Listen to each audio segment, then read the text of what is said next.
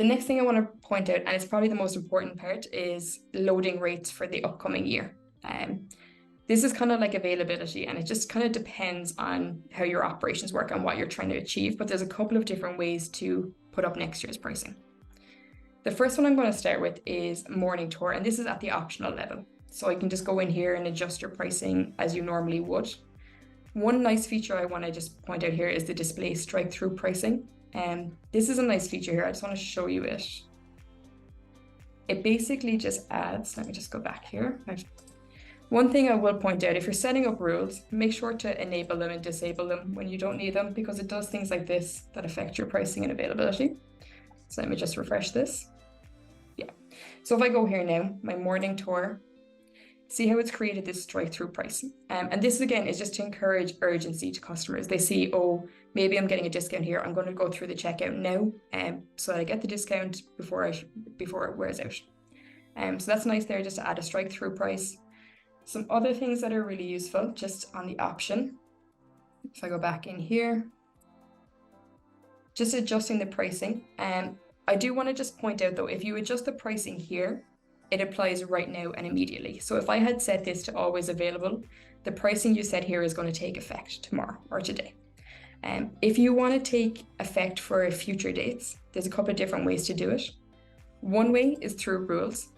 So I've set up one here called update pricing. And basically what this does here is from the 1st of January 2024 to the 31st of December 2024, I'm increasing all my prices by 5%. Now, this applies a flat 5% to all of your tours or activities. So it might not be ideal, which is why I say it depends on what you're trying to achieve. You can add inventory here. So if I was to say walking tours, this would just mean that my walking tours increased by 5%. It's a good feature if you want to make mass updates, but if you want to have more control over the pricing of all your tours, I would actually use the price sheet feature. So what this is it's similar to in the rules in that you can update mass updates. But if I just go in here and click in, the most important thing here is to set a valid date. So I've created a price sheet and I've set the date from the 1st of January 2024 to the 31st of December 2024. So what this basically means is on this date range, I'm going to increase my price. I'm going to change my prices basically. You don't need to increase. You can actually use this to decrease as well if you needed to.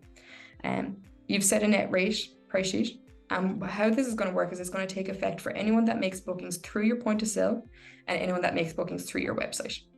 And then just down here, it just gives you full control. I'm just going to zoom in a small bit on what pricing you want to be set. So if I remove these here a second, you'll actually see the default rates. This is the rate that's set up in your inventory. I want to override this. So I want this to be 17 and then 21. And again, all my other prices I've adjusted here as well. I'm just going to save changes and just make sure to activate this. When I go back to my website now, I'm just going to just show you, I'm going to go into my individual bike rental. And I'm going to just show you December 31st, 1 hour.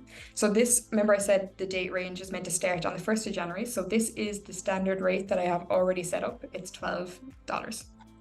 If I then go to the 1st of January and go to my 1 hour, it's now been updated to this higher price for the 2024 because my price sheet has now taken effect. So it's $17. And then my 2 hour rental is $21. So that's kind of just a few basic ways to do that. So again, as I said, it depends on your operations. If you want to make mass updates, I would use rules and price sheets. If you want to just do one tour at a time, you could just do it at the option level.